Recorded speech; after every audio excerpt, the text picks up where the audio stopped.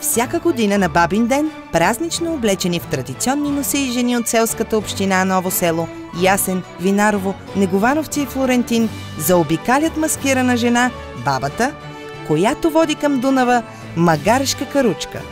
Покрита е с бял чаршаф и е окичена с кукли и цветя.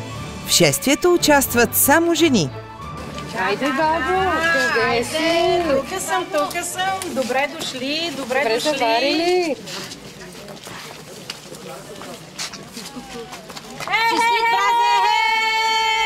Честит празник на всички! Скъпи майки, баби, прабаби, гости и скъпи съселяни! Днес, на тази дата, навсякъде празнуват Бабин ден. Така и ние по традиция на днешния ден ще отбележиме този светъл празник, раждането на децата, помощта на бабата.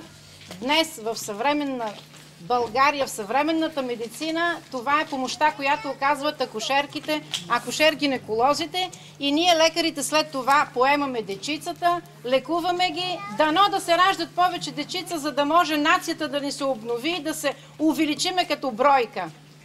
Както леко минава сапуна из моите ръце, така леко да е раждането на нашите дечица. Както е бяла тази питка, така да са бели, игриви и хубави нашите дечица. Както е сладък този мед, така да са сладки нашите дечица.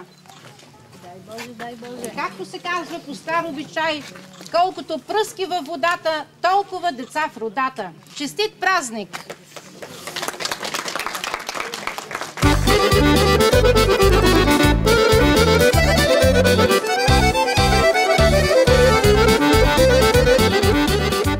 С хоро жените се връщат на площада, а бабата дарява жените с куклички бебета и им пожелава да си имат съвсем скоро истински.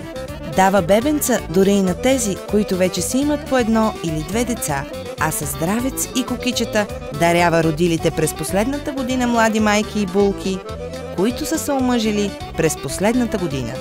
С цвете закичва и тези по-възрастни жени, които скоро са станали свекърви или тъщи.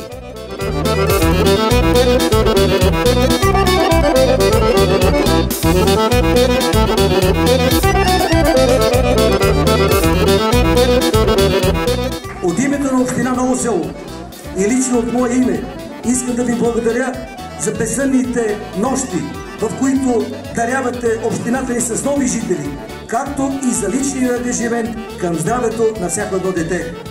Бъдете живи, здрави и всеотдайни! Нека се раждат повече здрави деца!